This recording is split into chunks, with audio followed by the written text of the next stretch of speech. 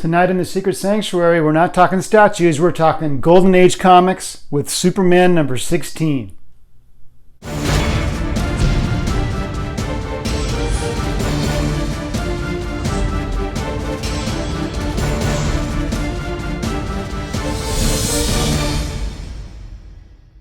Welcome back to the Secret Sanctuary. Recently, this channel's been mostly about statues, but I always intended it to be about more. More than a statue collector, I'm a comic book collector. I always have been since I was 5 years old. So I thought I would start some short videos spotlighting some comics from my collection, either books that have been in my collection for a long time or new acquisitions as they come in, which is the case today with Superman number 16, which I purchased off of Comic Link last week, and it arrived today. So let's take a look. Superman number 16 is the May-June issue from 1942. The first 5 issues of Superman were quarterly, but starting with number 6, it became bi-monthly, coming out 6 times a year. This copy is a 7.5 with white pages, and I've always thought there's something pretty awesome about a Golden Age comic with white pages. It's amazing that a book like this can survive for 70, 80 years and still retain white pages with the low quality of paper that was used in the production of these comics.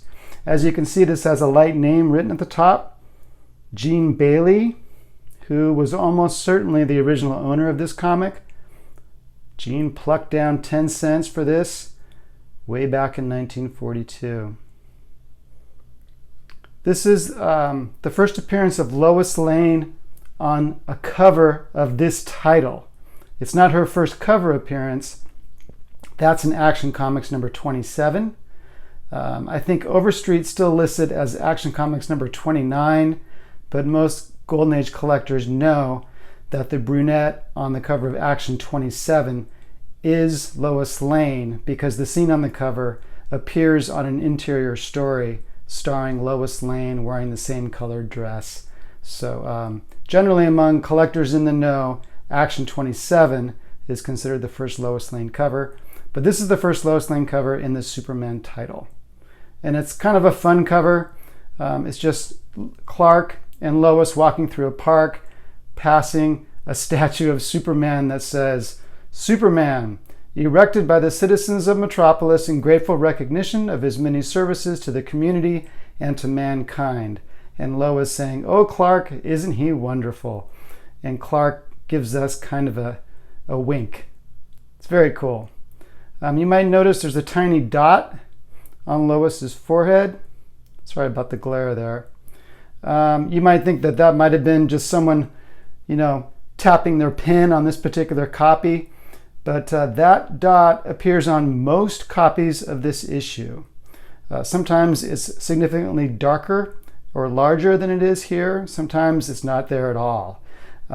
Sometimes it looks like it's Ash Wednesday and she just got out of church. But it's obviously a printing defect that happened on this particular issue.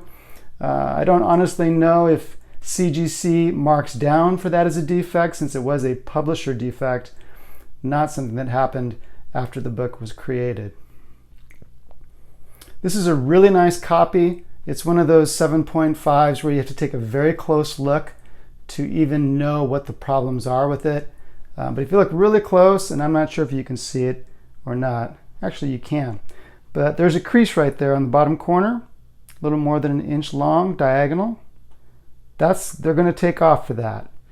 And then on the top right, there's a smaller crease there.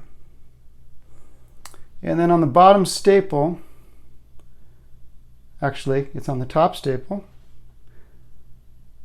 there are some tears. Where are we here? Right there. So you can see some tiny tears there. They're going to mark off for that too. So it's just small issues like that get knocked down, and suddenly instead of at a 9.4 you're at a 7.5 on a book that is really very beautiful. The colors are really bright. It's not, a lot of Golden Age comics will have a lot of soiling, just kind of light dirt all over the cover. This one doesn't have that. And of course the white pages, that's awesome. It's just very cool. I'll flip it over for you. One of the fun things about Golden Age comics is seeing the ads on the back. This one is for the Defender, a Daisy rifle with Uncle Sam. Very cool. Military model. Reminds me of A Christmas Story. The Red Ryder Cowboy Carbine. Daisy air rifle. Only $5.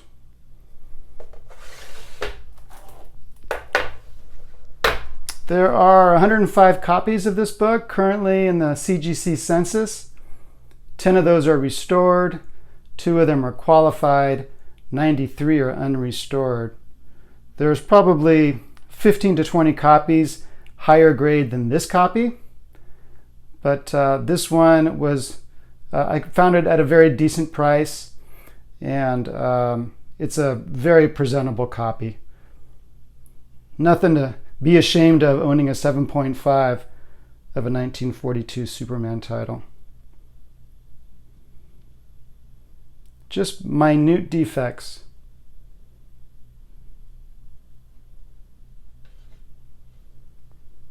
Now, the issue after this, Superman 17, has a Hitler cover.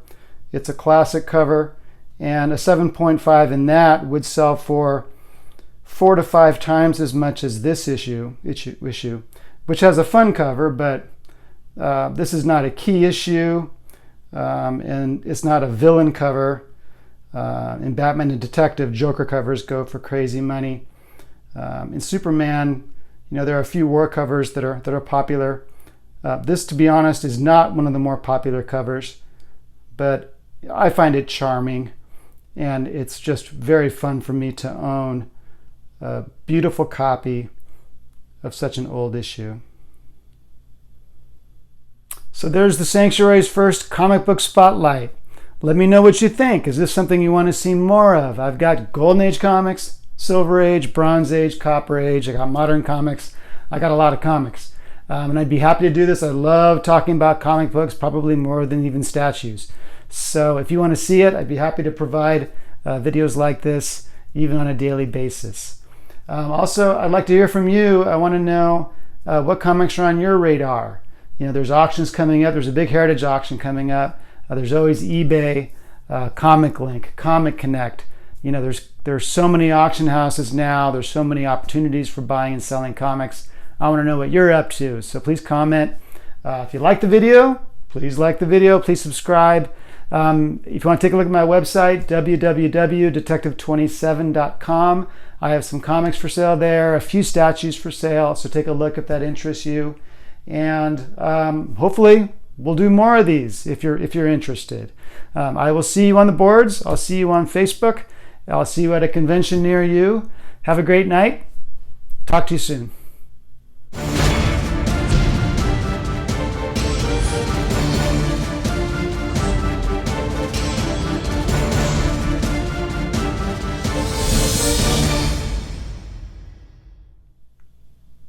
After credits scene, I forgot to mention this cover is by Jack Burnley, A God Among Men.